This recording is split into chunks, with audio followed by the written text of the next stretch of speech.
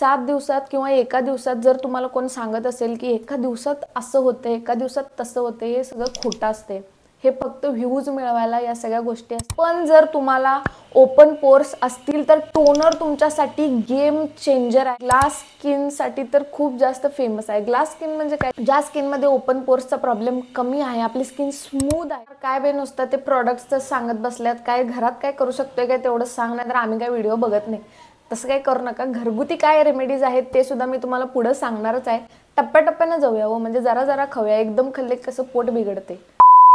जेव्हा आपल्या स्किनमध्ये थोडीशी डर्ट, घाण, तेल, डेड स्किन सेल्स जमा होतात तेव्हा आपल्या स्किनमध्ये इन्फ्लेमेशन व्हायला चालू होतं आणि आपल्या चेहऱ्याची जी छिद्र आहेत ती थोडीशी मोठी दिसतात. आता या सगळ्या गोष्टी होण्यामागे भरपूर कारण आहेत. हा प्रॉब्लेम जेनेटिकली सुद्धा असू शकतोय. जर तुमच्या मम्मी पप्पांना, आजी आजोबांना ओपन पोर्सचा खूप प्रॉब्लेम असेल तर तुमच्यात सुद्धा जेनेटिकली हाच प्रॉब्लेम ट्रान्सफर होऊ शकतोय. जसं आपलं वय वाढेल तसं सुद्धा हा प्रॉब्लेम होऊ शकतोय. कारण वय वाढलं तर ऑब्व्हियसली आपल्या स्किनची रिजनरेट व्हायची जी कपॅसिटी आहे, म्हणजे नवीन स्किन येण्याची जी कपॅसिटी आहे ती हळूहळू कमी व्हायला चालू होते आणि त्याच्यामुळे डेड स्किन जास्त जमा व्हायला चालू होतात आणि म्हणून सुद्धा आपल्या स्किनमध्ये थोडीशी घाण किंवा डेड स्किन सेल्स जास्त जमा झाल्यामुळे आपल्या चेहऱ्याची जी छिद्र आहे ती थोडीशी मोठी होतात. त्याचबरोबर आणखी एक मेन कारण आहे ते म्हणजे आपल्या स्किनची काळजी व्यवस्थित न घेणं, एक चांगलं स्किन केअर रुटीन फॉलो न करणं. चेहऱ्याची स्वच्छता जर तुम्ही व्यवस्थित ठेवत नसाल तर आपल्या स्किनमध्ये black heads, white heads, acne, pimples सारखे प्रॉब्लेम होऊ शकतात आणि त्याच्यामुळे तेल सिक्रेशन जास्त होतं. आणखी एक गैरसमज आहे लोकांचा तो म्हणजे ज्यांची स्किन ऑइली किंवा ॲक्ने प्रोन आहे त्यांनाच फक्त ओपन पोर्सचा प्रॉब्लेम होतो, असं अजिबात नाही आहे. मला मान्य आहे की तेलाचं सिक्रेशन जास्त झाल्यामुळे हा प्रॉब्लेम मेनली होतो, पण तुमची स्किन जर जास्त कोरडी असेल, डिहायड्रेटेड असेल आणि तुम्ही तुमच्या स्किनला व्यवस्थित ट्रीट करत नसाल तरी तुम्हाला सुद्धा हा प्रॉब्लेम फेस करावा लागू शकतोय. या सगळ्या गोष्टींमुळे आपल्या स्किनमधले कोलॅजिन आणि इलास्टिन नावाचे जे टिश्यूज असतात ते थोडेसे सैल पडतात आणि ते सैल पडल्यामुळे त्यांचं कामकाजात जरासा बिघाड होतो आणि त्याच्यामुळे त्यांचं जे तोंड आहे ते थोडंसं जास्त उघडतं आणि तेच आपल्या चेहऱ्यावरती काहीतरी असं दिसतं ज्याला आपण सगळेजण ओपन पोर्स म्हणतो. हा एक खूप नॅचरल म्हणू शकतोय किंवा एक कॉमन जनरल प्रॉब्लेम आहे, पण याचं सोल्युशन मात्र हुडकून हुडकून आपलं डोकं जळायचं तेवढंच राहिले. खूप लोकांना हा प्रॉब्लेम आहे आणि पुरुषांमध्ये तर हा प्रॉब्लेम खूप बघायला मिळतोय. त्यांचं तर ठीक आहे, पण बायकांना जरा उगाच एवढं काय तर त्वचेला झालं रे झालं, आई ग, घर सगळं डोक्यावर घेतात. एक पिंपल आला छपला विषय. म्हणजे पोरी असं वागतात की काय जग कोसळले, काय कोसळले माझ्या डोक्यावर काय माहित, की मी आता जगणारच नाही आहे. मुली आपल्या स्किनला खूप जपतात आणि जपणं गरजेचं सुद्धा आहे. मी खरोखर सांगते, एक चांगलं स्किन केअर रुटीन आणि एक चांगला सल्ला, एक चांगलं प्रोडक्ट आणि एक चांगली लाईफस्टाईल तुमच्या स्किनला पूर्णपणे ट्रान्सफर करू शकते. आता आपल्याला हे तर समजले की का ओपन पोर्सचा प्रॉब्लेम आपल्याला होतो. याच्यामागे 4 मेन कारण आहेत. जसं मी सांगितलं, पहिलं एक poor skin care routine follow करणं म्हणजे व्यवस्थित चेहऱ्याची काळजी न घेणं, जेव्हा तुमच्या स्किनमध्ये ऑइल सिक्रेशन वाढतं तेव्हा. तिसरं कारण आहे जेव्हा आपली स्किन खूप जास्त कोरडी आणि डिहायड्रेटेड होते. आणि चौथं कारण आहे जेव्हा आपल्या स्किनमधले कोलॅजिन आणि इलास्टिन नावाचे टिश्यूज ब्रेक व्हायला चालू होतात. मग आता सिंपल लॉजिक आहे, आपल्याला असे प्रोडक्ट्स, अशा ट्रीटमेंट्स किंवा अशा रेमेडीज फॉलो करायच्या आहेत ज्याच्यामुळे आपली स्किन थोडीशी हायड्रेटेड राहील, ज्याच्यामुळे आपल्या स्किनमधलं जे ऑइल सिक्रेशन आहे ते कंट्रोलमध्ये राहील, जे वापरल्यामुळे आपल्या स्किनचं कोलॅजिन थोडंसं बूस्ट होईल, आपले इलास्टिन टिश्यू स्ट्रॉंग होतील आणि आपली स्किन ओव्हरऑल खूप जास्त हेल्दी आणि छान राहील. हाय गाईज, नमस्ते. मी स्वप्निता. तुमचं सगळ्यांचं माझ्या चॅनलवरती खूप खूप स्वागत आहे. Thank you so much. तुम्ही माझ्या चॅनलला खूप म्हणजे खूप खूप खूप सपोर्ट देताय. असा सपोर्ट तुमचा माझ्यावरती राहू दे, तुमचं प्रेम माझ्यावरती राहू दे, एवढीच माझी विनंती आहे. जर तुम्ही माझ्या चॅनलवरती नवीन असाल तर मी आठवड्याच्या मंगळवारी आणि शुक्रवारी फॅशन, ब्युटी आणि लाईफस्टाईल या विषयांवरती व्हिडिओज बनवते. तुम्ही जर या विषयांमध्ये इंटरेस्टेड असाल तर नक्की माझ्या चॅनलला सबस्क्राईब करून माझ्या या छोट्याशा फॅमिलीचा हिस्सा व्हायला अजिबात विसरू नका.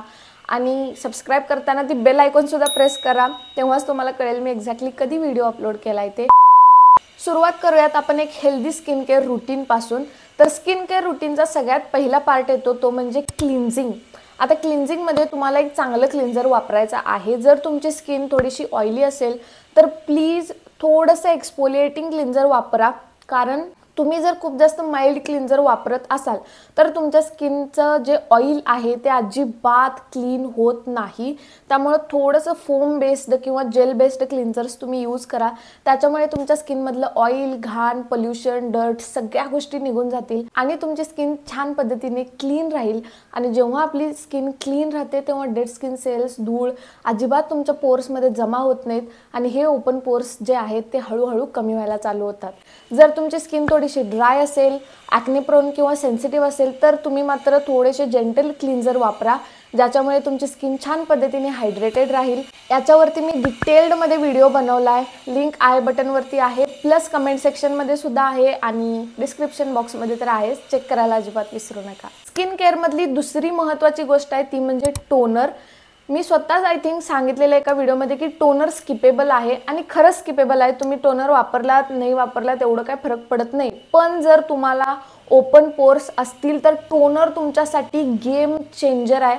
मी खरोखर तुम्हाला सांगते, टोनर तुम्ही नुसता वापरायला चालू करा. घरगुती जर तुम्हाला टोनर्स वापरायचे असतील तर रोज वॉटर बेस्ट आहे. गुलाब पाणी तुम्ही घरात सुद्धा तयार करू शकता. त्यानंतर तुम्ही तांदळाचं पाणी वापरू शकताय. तांदूळ पाण्यामध्ये भिजत घालायचं 1-4 तास आणि त्यानंतर ते छान स्प्रे बॉटलमध्ये घालायचं. या होम रेमेडीज आहेत. 7 दिवसापेक्षा जास्त प्लीज याला वापरू नका. नाहीतर आत्ता करून ठेवलं आणि महिनाभर तेच लावायला तुम्ही रिॲक्शन येण्याची शक्यता आहे. माझ्यासोबत या गोष्टी झाल्यात. मी वापरलेलं माझ्या चेहरा पूर्ण सगळा पिंपल्सने भरलेला. त्यामुळे 7 दिवसापेक्षा जास्त अजिबात वापरू नका. फ्रेश तयार करा, फ्रेशली लावा, कारण घरगुती आपण करतोय. समजा को. आता जर तुम्हाला मार्केटमधले टोनर्स हवे असतील तर मी तुम्हाला थोडेफार ऑप्शन्स देते जे मला खूप जास्त आवडतात. फर्स्ट आहे टोनीमोलीचं टोनर. आई गो, म्हणजे सगळा इंटरनेट भरलाय अख्खा. एवढं भारी टोनर आहे. ग्लास स्किनसाठी तर खूप जास्त फेमस आहे. ग्लास स्किन म्हणजे काय, ज्या स्किनमध्ये ओपन पोर्सचा प्रॉब्लेम कमी आहे, आपली स्किन स्मूथ आहे. स्मूथ किंवा ग्लास इफेक्ट जो आहे तो कधी दिसतो, जेव्हा आपल्या स्किनचा सरफेस एरिया आहे तो प्लेन असतो आणि तेव्हा लाईट जास्त रिफ्लेक्ट करते आपल्या स्किनवरून. तेव्हा आपल्याला वाटतं की आपल्या स्किन लईच चमकालं आहे, आपल्या चेहऱ्यावरती ग्लो दिसायला आहे. मग आपल्या त्वचेवर जरासे ओपन पोर्स जास्त असतील, खड्डे जास्त असतील तर ती लाईट व्यवस्थित रिफ्लेक्ट होत नाही. त्यामुळे आपला चेहरा एकदम डल आणि डिहायड्रेटेड आणि खूप म्हणजे असा वेगळा दिसतो. ग्लो काय दिसतच नाही आपल्या तोंडावर. त्यामुळे टोनर तुम्ही वापरायला चालू करा. टी ट्री टोनर्स अवेलेबल आहेत. ग्रीन टीचे टोनर्स येतात. प्लमचं हे टोनर जबरदस्त भारी आहे. रोज वॉटर तुम्ही वापरू शकताय. वेगवेगळ्या ब्रँड्सचे, कामा आयुर्वेदाचं पण खतरनाक एकदम टोनर आहे. प्लस जरासं तुमच्याकडे जास्त पैसे असतील तर मात्र तुम्ही ते मी टोनीमोलीचं सांगितलं ते वापरू शकताय. अदरवाईज फेस शॉपचं राईस टोनर एक, आई गो, म्हणजे काय टोनर आहे, नाद खोळा टोनर आहे, ते सुद्धा वापरू शकताय. बजेट फ्रेंडली सुद्धा भरपूर टोनर्स आहेत. कोणतंही वापरा, पण प्लीज टोनर वापरा. गेम चेंजर म्हणजे गेम चेंजर आहे. थर्ड स्टेप आहे ती म्हणजे सीरम. सीरम बद्दल मी काय सांगू तुम्हाला, म्हणजे सीरम तुमच्या स्किनला हुत्याचं नव्हतं करून टाकतील. काय हुत्याचं सॉरी म्हणजे नव्हत्याचं होतं, म्हणजे तुमची स्किन बाद आहे लावल्यानंतर.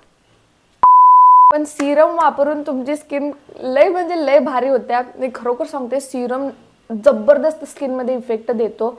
माझ्या स्किनवरती तर लय म्हणजे लय पिगमेंटेशन होतं अगोदर. सीरम वापरून माझं स्किन एकदम अशी क्लिअर कट झालेली आहे. काय लावलेलं नाही आहे मी, खरोखर काय लावलेलं नाही आहे. लिपस्टिक तेवढंच आहे. त्यामुळे ही नॅचरल स्किन आहे, इव्हन टोन स्किन आहे मी मिळवल्या फक्त आणि फक्त सीरम्सचा वापर करून. त्यामुळे सीरम तुमच्यासाठी असं वरदान आहे, वरदान. एवढं भारी आहे. पण या सीरमबद्दल आपण जरासं नंतर बोलू, कारण यात लई महत्त्वाच्या गोष्टी मी तुमच्यासोबत एक्सप्लेन केलेल्या आहेत. त्यामुळं याला जरासं बाजूला ठेवूया आणि आत्ता येऊयात मॉइश्चरायझरवरती. ज्यांची स्किन ऑइली आहे त्यांना असं वाटतं की आमची स्किन तर पहिलाच ऑइली आहे आणि त्याच्यावरती एक्स्ट्राचं मॉइश्चरायझर लावून आम्हाला आणखी थोडंसं चंपू व्हायचं नाही आहे. असं नाही आहे. तुमची स्किन कसलीही असू दे, प्रत्येकानं मॉइश्चरायझर वापरायला चालू करा. कारण जेव्हा आपली स्किन छान हायड्रेटेड राहते, नरिश्ड राहते, हेल्दी राहते, तेव्हाच आपले जे स्किनचे प्रॉब्लेम्स आहेत त्याला ती टार्गेट करते आणि ते प्रॉब्लेम्स हळूहळू रिकवर व्हायला चालू होतात, कमी व्हायला चालू होतात. त्यामुळे तुमच्या स्किनला होईल तेवढं मॉइश्चराईज ठेवा. मॉइश्चराईज ठेवण्यासाठी तुम्ही भरपूर पाणीसुद्धा प्या. मी लय म्हणजे माझ्या प्रत्येक व्हिडिओत मी सांगत असते की पाणी प्या, पाणी प्या. खरंच प्या रे, प्या. म्हणजे तुम्ही सूर्याला सुद्धा लाजवशीला, असल्या चेहऱ्यावरती ग्लो येतोय. हे जरा जास्त झालं पण ग्लो येतोय, हे सांगायचं आहे मला, तेवढं समजून घ्या तुम्ही यार.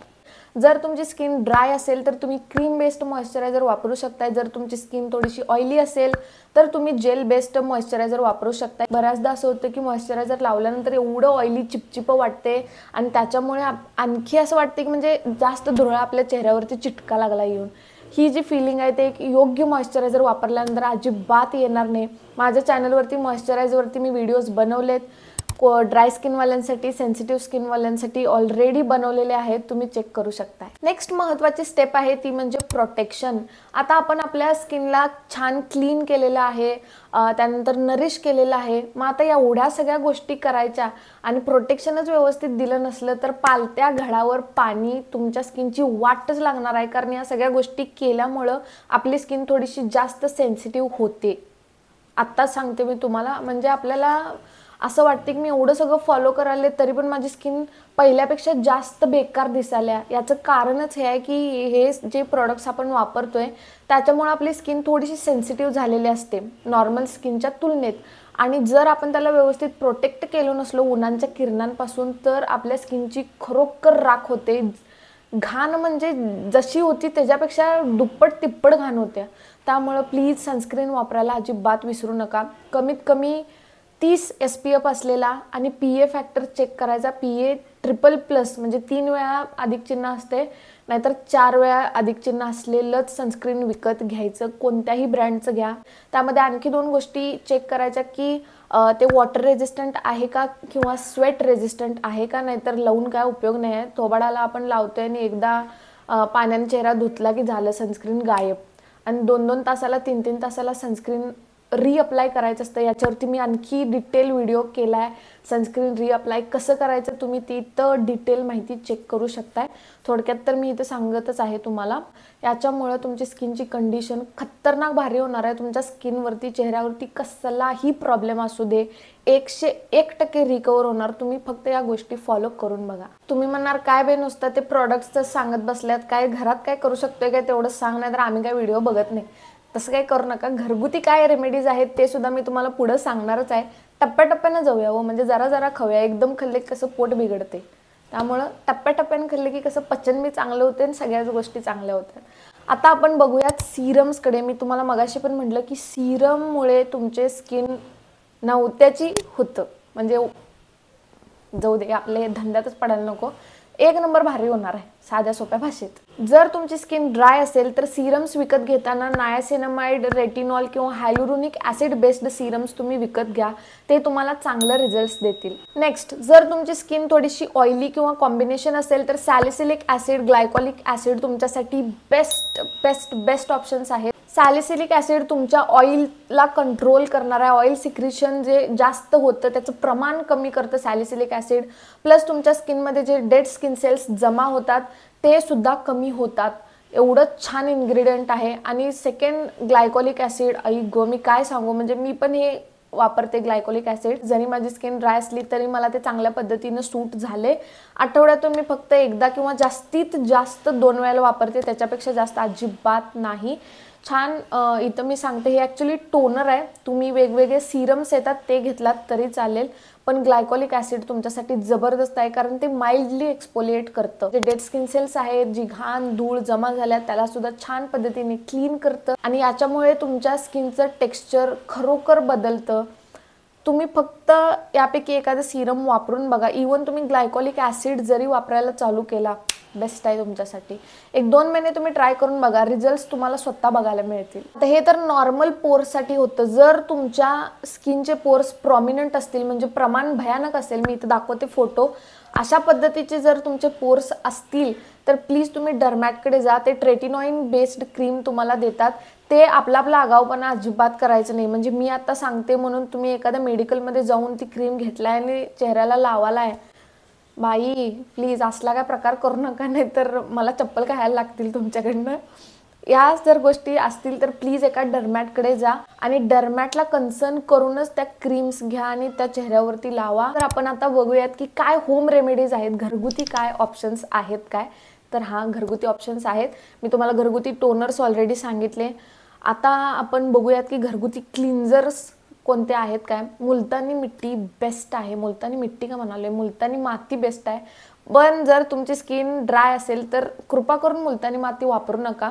सूट होत असेल तर वापरा, नाहीतर नका वापरू. कारण माझी स्किन सुद्धा ड्राय आहे, मला अजिबात मुलतानी माती सूट होत नाही. मी एकदाच लावलेली तर माझी त्वचा म्हणजे असली झालती, घाण नाही ग, तडं पडल्यासारखं. ती राजस्थानमधली वाळवण चांगली, एवढी बेकार माझं थोबाड झालतं.